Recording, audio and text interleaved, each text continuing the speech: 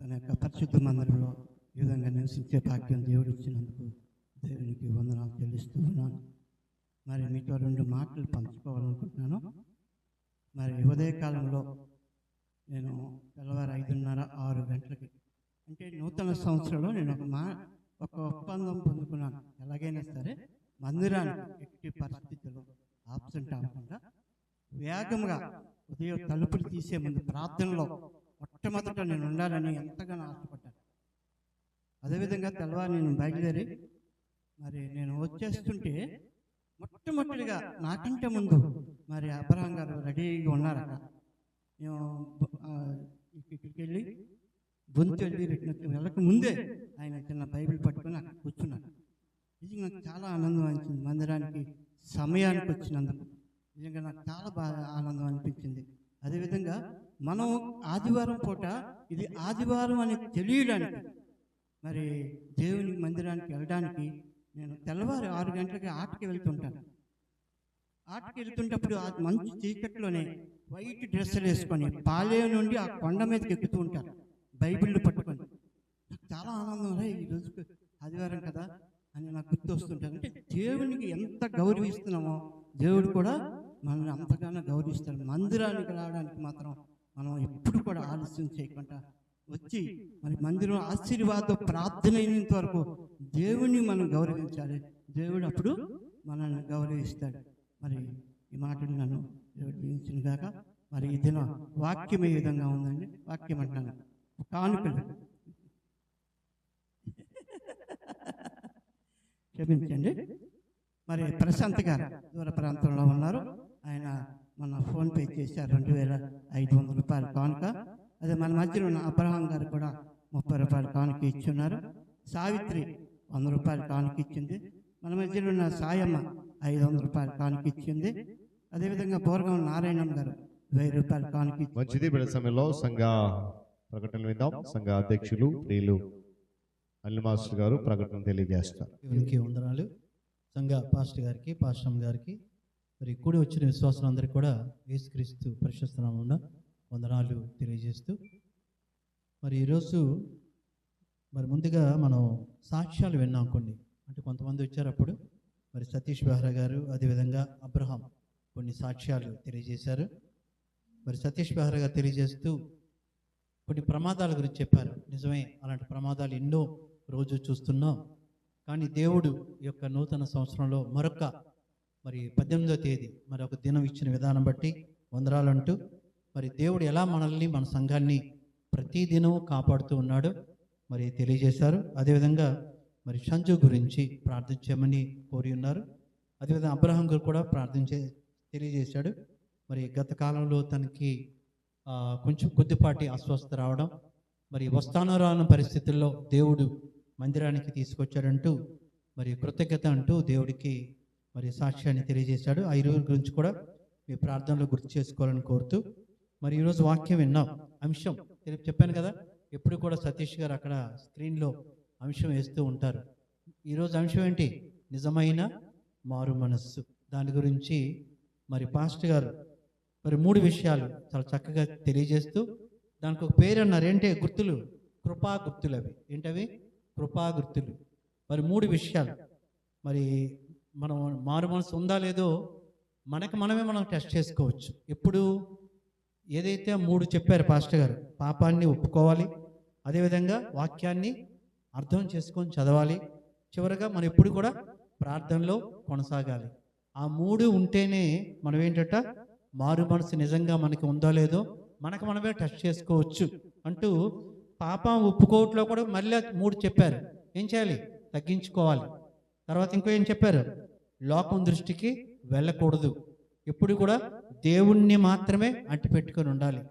ఇవంటూ చాలా చక్కగా అనేక విషయాలు మరి పాస్టర్ గారు చెప్పారు. పాస్టర్ గారు ప్రత్యేక వందనాలు తెలియజేస్తూ, మిగిలిన ప్రాబ్లం ఈ విధంగా ఉన్నాయి. మరి క్యాలెండర్ ప్రాప్తికి మన సంఘంలో ప్రతి కార్యక్రమం కూడా మరి జరుగుతూ ఉంది. మరి ఈరోజు సతీష్ గారు చెప్పారు ఉదయం, మరి మంగళవారం ప్రార్థనా సమయం ఎప్పటికి వెళ్ళింది? ఆదివారం ఉదయం చేస్తూ ఉన్నాం 5:30కి ప్రార్థనా సమయం. జాగ్రత్తగా గమనించండి. ఈ ప్రార్థనా సమయం ఉండబట్టే ఈరోజు మన సంఘంలో మరి అక్కడ రత్నం గారు ఉన్నారు. మనకు తనకు తెలుసు. తన గురించి ఎలా మనం ప్రార్థన చేస్తూ ఉన్నామో, అదేవిధంగా రాజారావు గురించి ప్రార్థన చేసాం. అంటే ప్రార్థన సమయంలో నువ్వు నేను రాకపోయినా మన గురించి భారంగా చేసే ఒక గుంపు ఉంది అనేది మన సంఘానికి నిజంగా ఒక గర్వకారణం. చూసుకోండి, మన వచ్చి రాకపోవచ్చు, అంత తెల్లవారు ఏంటి వస్తామని, కానీ అవన్నీ గుర్తు చేసుకొని ఎవరైతే వచ్చారో, ఈరోజు చెప్పారు కదా సతీష్ గారు, కొంతమంది వచ్చారని, వాళ్ళందరూ నిజంగా ప్రార్థన చేశారు. మరి చాలా సంతోషం. మరి మన కోసం ఏదైనా ఉంటే మనం కూడా వాళ్ళకి తెలియజేస్తే మన కోసం ప్రార్థన చేస్తారు అనేది తప్పక అందరూ కూడా గుర్తు చేసుకోవాలి. ఇది ఒక అదృష్టంగా మనం భావించాలి. ఎవరైనా ఇంకేమైనా ప్రార్థన అవసరతలు ఉంటే మీరు తీసుకోండి. అయితే పాస్టర్ గారు చెప్పినట్టుగా మరి ప్రార్థన అయితే చేస్తాం. వారు మరలా ఇదైన తర్వాత వాళ్ళు వచ్చి సాక్ష్యం చెప్తే అంతకంటే మనకి మరొక ఆనందం ఉండదు. ఆ రీతిగా మరి ఆదివారం ఉదయం జరిగే ఆ కార్యక్రమాల్లో కూడా అందరూ కూడా పాల్పంచుకోవాలి కోరుతున్నాం. అదేవిధంగా మంగళవారం మరి కుటుంబ ప్రార్థనలు జరుగుతూ ఉన్నాయి. ఫస్ట్ పాస్టర్ గారి ఇంట్లో జరిగింది, తర్వాత రాజారావు గారి ఇంట్లో జరిగింది. ఈ వచ్చే మంగళవారం మరి పాతపట్నంలో మరి లారెన్స్ గారు, హేమలత వాళ్ళ గృహంలో కుటుంబ ఆరాధన ఉంటుంది కాబట్టి భోజనాలు కూడా ఏర్పాటు చేశారట, తెలియజేశారు ఈ మంగళవారం. సో లారెన్స్ గారి గృహంలో సాయంత్రం ఉంటుందని ఎవరైతే రాలేదో వాళ్ళకి తెలియజేయండి. ఎందుకంటే బయట కాబట్టి మీకు ఆటోలోనే తీసుకెళ్తాం, వేరేగా ఏం కాదు, ఆటోలో తీసుకెళ్తాం కాబట్టి అది అందరూ కూడా రావాలని వాళ్ళు ప్రేమపూర్వక ఆహ్వానాన్ని తెలియజేస్తూ ఉన్నారు. కాబట్టి అందరూ కూడా ఆ ఆరాధనలో పాలు పంచుకోవాలి. మీకు తెలుసు కదా 8:30కి అలా అయిపోతుంది, గమనించండి. అదేవిధంగా మనకి గత వారం మనకి బాప్టిస్ట్ సంఘాలన్నీ కలిసి ఒక పేరు ఉంది, దానికి SDBCF అంటాం. అన్నీ కలిసి ఒక ఐక్య వేదిక ఉంది. దాన్ని గత నెల టెక్కల్లో చేశారు. టెక్కల్లో నేను, పాస్టర్ గారు, లారెన్స్ గారు వెళ్ళాం. అంటే ఎందుకు చెప్తున్నానంటే గతంలో అక్కడ చర్చితో పాటు టెక్కల్లో అనేక బాప్టిస్ట్ సంఘ స్థలాలు కూడా ఉన్నాయి. ఆ స్థలాల్లో కొంతకాలం మిషనరీలు అంటాం, మిషనరీలు వచ్చి సేవ చేశారు. అదేవిధంగా మరి కొంతమంది ఒక స్థలంకి వెళ్ళి ప్రార్థన చేసుకునేవాళ్ళు, ఒక 5గురు చేసుకునేవారు ఆ స్థలంలో. బోధక స్త్రీలు అంటారు వాళ్ళని. బోధక స్త్రీలు టెక్కల్లో ఒక స్థలంలో చర్చి పక్కనే ఉంటుంది అది. దాంట్లో అమ్మ కొంచెంసేపు, అమ్మ పిల్లల్ని కొంచెం కొద్దిసేపు జాగ్రత్తగా ఉంచండి. వాళ్ళు బోధక స్త్రీలు ఎప్పుడు కూడా ప్రార్థన చేసుకునేవాళ్ళు ఒక స్థలంలో. అయితే ఇటీవల బోధక స్త్రీలు అయిపోయింది, అది ఆ బిల్డింగ్ పాడుపడిపోతే ఏం చేస్తారంటే కొంతమంది నాయకులు వాళ్ళ స్వలాభం కోసం మరి పెద్దలతో మాట్లాడి, ఆర్డీఓ గారితో మాట్లాడి, సంఘానికి కూడా చెప్పకుండా అవన్నిటినీ కూలదోస్తారు రాత్రి. ఎవరికి చెప్పలే. ఆ తర్వాత సంఘానికి తెలిసింది, అదే మా స్థలం కదా, పాత బిల్డింగ్లు ఉన్నాయి, ఎలా చేస్తారని వీళ్ళందరూ కలిసి చెప్పాను కదా. శ్రీకాకుళం జిల్లాలో అనేక బాప్టిస్ట్ 26 సంఘాలు ఉన్నాయి. శ్రీకాకుళం జిల్లాలో 26 బాప్టిస్ట్ సంఘాలు ఉంటే అవన్నీ కలిసి డిస్ట్రిక్ట్ కలెక్టర్ గారి దగ్గరికి వెళ్ళారు.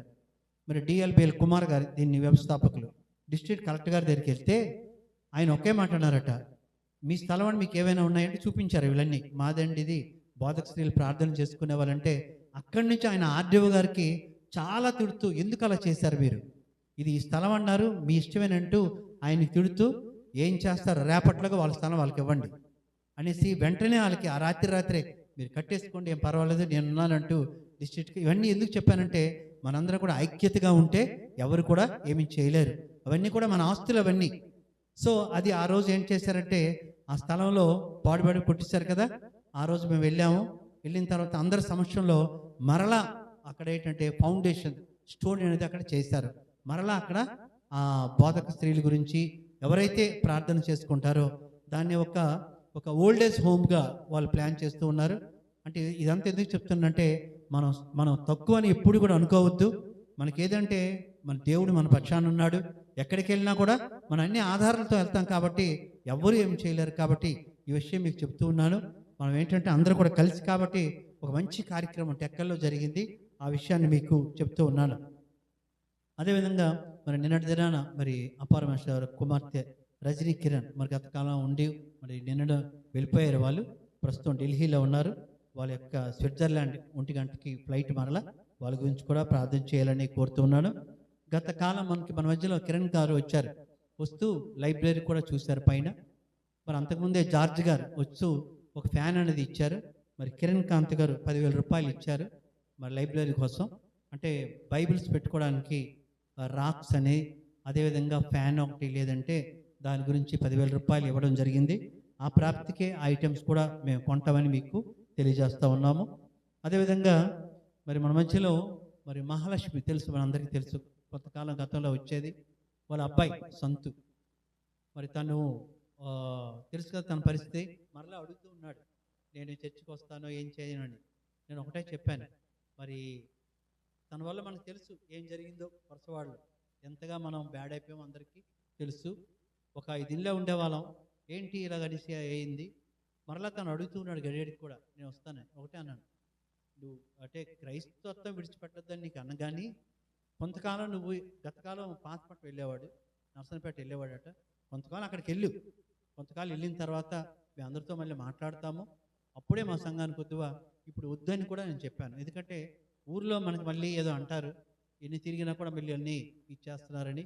నీకు రావద్దానం, కొంతకాలం మాత్రం బయట ఉండు, కొంతకాలం దేవుళ్ళలో బలపడిన తర్వాత మేము ఎలా చేస్తామో నీకు తెలుసు, ఎంత గౌరవించామో తెలుసు. తనకి నిజంగా పాస్టర్ గారితో పాటు గౌరవించాం, ఒక ట్రైనింగ్ పొందుతూ ఉన్నాడని. సో దాన్ని తను నిలబెట్టుకోలేపాడు. కాబట్టి తనకి చెప్పాం, నువ్వు మరలా ఏం చేస్తావంటే, నువ్వు ఎక్కడైతే బలపడాలనుకుంటే అక్కడికి వెళ్ళు, కొంచెం చెయ్యి, అక్కడ ఆగు, ఆ తర్వాత వద్దామని చెప్పాను. ఆ విషయం కూడా మీకు సంఘానికి తెలియజేస్తా ఉన్నాను, అది కూడా తనకు తెలియజేస్తా ఉన్నాను. అదేవిధంగా మరి రాజారావు గురించి మరి ప్రార్థన చేస్తూ ఉన్నాం. మరి మన మధ్యలో మనోహర్ వీళ్ళందరూ వచ్చారు, మహిమ కూడా ఉంది మన మధ్యలో ఉంది. బాగుంది కదా, ఇప్పుడు రాజారావు బాగుందని తెలియజేశారు. మరి ప్రతిసారి రాజారావుకి దేవుడు కాపాడుతూ ఉన్నాడు. దాని గురించి మరి ప్రార్థన చేయండి. అదేవిధంగా మనకి సెరంపూర్ యూనివర్సిటీ తెలుసు అందరికీ, ట్రైనింగ్స్ ఇస్తూ ఉంటారు, పాస్టర్ ట్రైనింగ్ ఇస్తూ ఉన్నారు. దాంట్లో చదవాలంటే ఒకప్పుడు చాలా చాలా కష్టమయ్యేది. సెరంపూర్ యూనివర్సిటీలో చదవాలంటే చాలా సర్టిఫికేట్ చాలా వాల్యూ. ఇప్పుడు ఏం చేశారంటే మరి రంజిత్ కుమార్ గారు కాకినాడ డిస్టెన్స్ ఎడ్యుకేషన్ కూడా సెరంపూర్ యూనివర్సిటీ ద్వారా ఇస్తూ ఉన్నారు. అంటే మనం వెళ్ళక్కర్లేదు, హాస్టల్లోనే ఆ ట్రైనింగ్ని మనం పొందొచ్చు, సర్టిఫికేట్ వస్తుంది. ఎక్కడి నుంచి వస్తుంది? సెరంపూరే ఇస్తారు, ఆ యూనివర్సిటీ నుంచే వస్తుంది. కాబట్టి ఒక అద్భుతమైన అవకాశం. 2 సంవత్సరాల కోర్సు ఉంది, 4 సంవత్సరాల కోర్సు ఉంది. 2 సంవత్సరాల కోర్సుకి 10th క్లాస్ అయితే చాలు, 4 ఇయర్స్కి మాత్రం డిగ్రీ అవ్వాలి. ఎవరైనా ఇంట్రెస్ట్ ఉంటే దీన్ని మన ఇంటికే వస్తాయి పాఠాలు, ఇక్కడ నుంచే మనం వాళ్ళు నోట్స్ పంపిస్తారు, చదువుతుండం, అది రాయడం, అది చేయడం. మరి వీలైతే లాస్ట్లో వెళ్తే వెళ్ళాలేమో సర్టిఫికేట్కి. సో దాని గురించి కూడా తెలియజేయమన్నారు, ఆ విషయం మీకు తెలియజేస్తా ఉన్నాను. చివరిగా మరి ఈరోజు మనకి డేట్ ఎంత? 18. ఒక్కసారి నెక్స్ట్ మంత్ 18, వచ్చే నెల 18, అంటే కేవలం 1 నెలలోనే మనం లెంట్ డేస్లోకి వెళ్ళబోతున్నాం. 40 రోజులు మనకు వచ్చేస్తున్నాయి. ఎప్పుడు? వచ్చే నెల ఇదే రోజు 18 కదా, వచ్చే నెల 18తేనే మరలా 40 రోజులు ఆ యొక్క ప్రార్థనా కార్యక్రమాలు కూడా జరగబోతున్నాయి. ఆ విషయం కూడా మీకు మరి తెలియజేస్తూ ఉన్నాను. అదేవిధంగా మరి స్కూల్స్ కూడా రేపటి నుంచి మరి మా గురించి కూడా ప్రార్థన చేయాలని కోరుతూ, ఏదైతే మీకు అవన్నీ చెప్పామో అవన్నిటి గురించి కూడా ప్రార్థన చేయండి. అదేవిధంగా గత వారమే అనౌన్స్ చేశాం మీటింగ్స్ రొగడలో 19, 20 సోమ మంగళవారాల్లో, అదే రేపు ఎల్లుండి సోమ మంగళవారాల్లో రొగడలో మనకి ప్రమోద్ పాస్టర్ గారు ఇన్వైట్ చేశారు. మనకి మృత్యుంజయ గారు హైదరాబాద్, మనం టీవీ స్పీకర్ అతను మృత్యుంజయ గారు చాలా చూసాం, మృత్యుంజయ గారు అని టీవీ స్పీకర్. అదేవిధంగా ప్రేమ్ కుమార్ గారు వైజాగ్ నుంచి, మరి తెలిసిన వాళ్ళే. ఈ మృత్యుంజయ గారు ఎవాంజలిస్ట్, ఏవైనా డౌట్స్ ఉంటే క్లారిఫికేషన్ చేస్తూ ఉంటారు, ఆయనే వస్తూ ఉన్నారు. ఒక అద్భుతమైనటువంటి క్లారిఫికేషన్ వివరణ కూడా ఇవ్వబోతున్నారు. కాబట్టి ఉదయం లేదు, సాయంత్రమే ఉంది, 5 గంటల నుంచి భోజనాలు కూడా ఉన్నాయని తెలియజేస్తారు.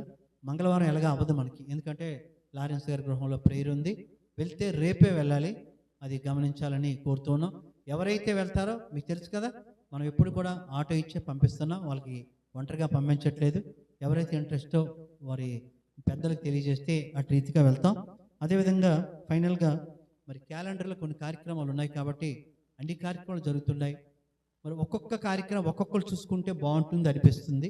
మరి సతీష్ గారికి అదే రిక్వెస్ట్ చేస్తూ ఉన్నాను. ఒక ఇన్ఛార్జ్ అంటే ఈ కార్యక్రమం వీళ్ళు చేయాలి.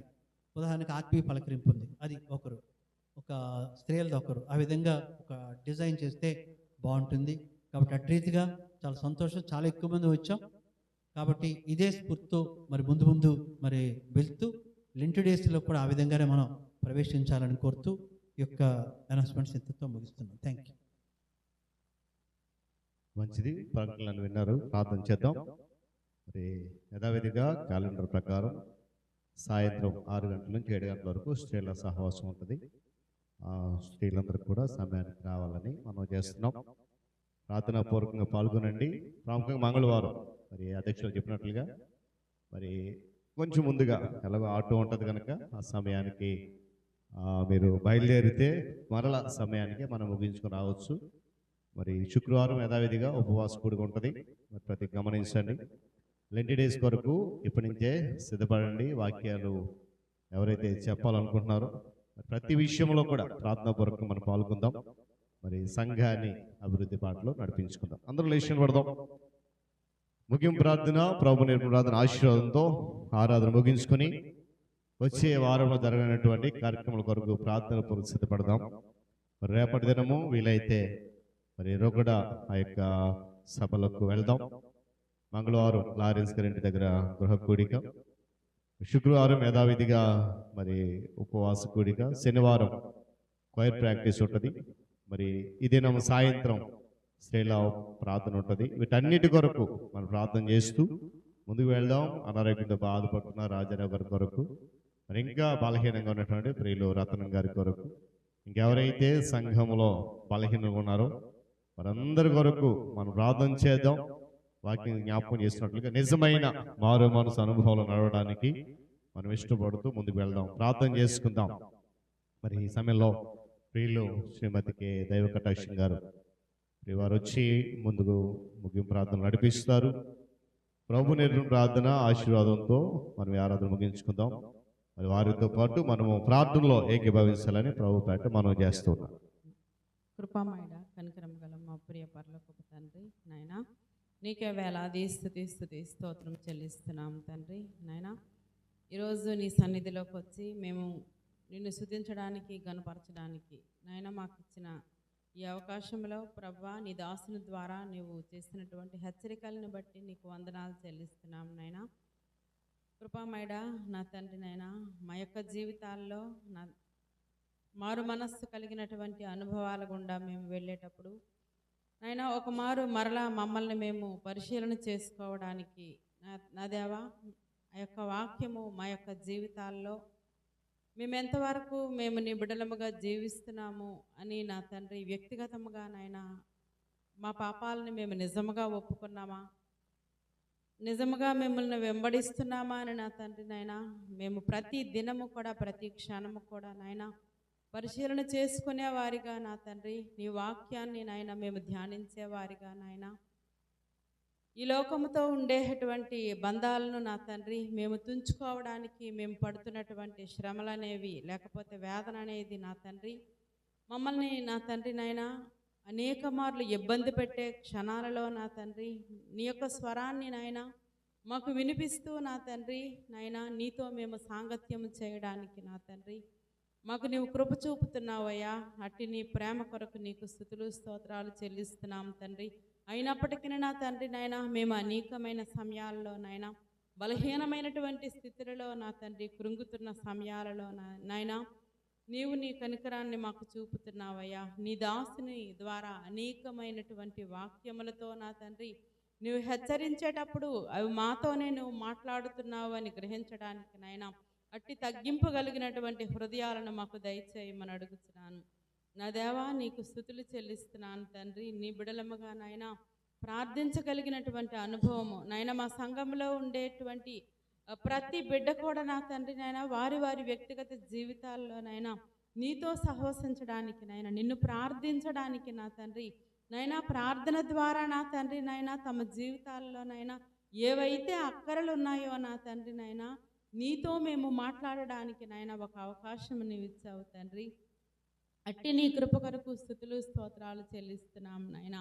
నా తండ్రి, నిజమైనటువంటి మారు మనసు కలిగినటువంటి అనుభవాలు మా జీవితాల్లో ఉంటే మేము ఆత్మీయమైనటువంటి విషయాలను నా తండ్రి నైనా వివేచించగలిగినటువంటి వారమై ఇతరుల చేత నా తండ్రి నైనా వివేచింపబడకుండా ఉండడానికి నా తండ్రి నైనా మా క్రియలు నా తండ్రి నైనా మాపై సాక్ష్యము పలుకుతూ ఉంటుండగా కృపామయుడా నా తండ్రి నైనా అట్టి నీ సాక్ష్యంలో నా తండ్రి నైనా మేమేమైనా వ్యర్థులమైపోతున్నామేమో, నిజమైనటువంటి నీ యొక్క నామాన్ని నైనా సర్వశక్తివంతుడైనటువంటి నీ యొక్క మహిమను నా తండ్రి నైనా మేము కించపరిచేటటువంటి వారిముగా నైనా అన్యజనుల మధ్యలో ఉండకుండా ప్రభువా నైనా మమ్ము చూచువారు నిన్ను చూడడానికి నా తండ్రి నైనా నీ సహాయాన్ని మాకు దయచేయమని అడుగుతున్నాను.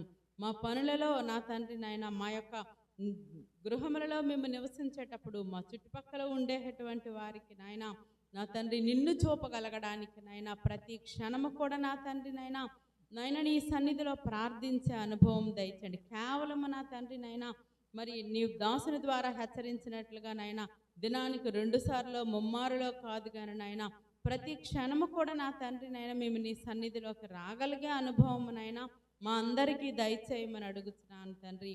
నా దేవా నాయన విత్తినటువంటి వాక్యమును బట్టి వందనాలు. నీ దాసుని ప్రభువా నీ ఆత్మతో బలపరిచి నా తండ్రి నైనా మమ్మల్ని నువ్వు బలపరుస్తున్నందుకు నీకు వందనాలు నైనా. అతని కుటుంబంలో ఉండేటటువంటి నైనా ప్రతి అవసరత అక్కరను నా తండ్రి నేను నీ కృపలో తీర్చమని అడుగుతున్నాను. ఎందుకంటే నైనా మాకు ఈవులను అనుగ్రహించువాడువు నైనా. నీ గుప్పెళ్ళని విప్పితే నా తండ్రి నైనా మేము సమృద్ధిలో జీవించగలము నా తండ్రి నైనా.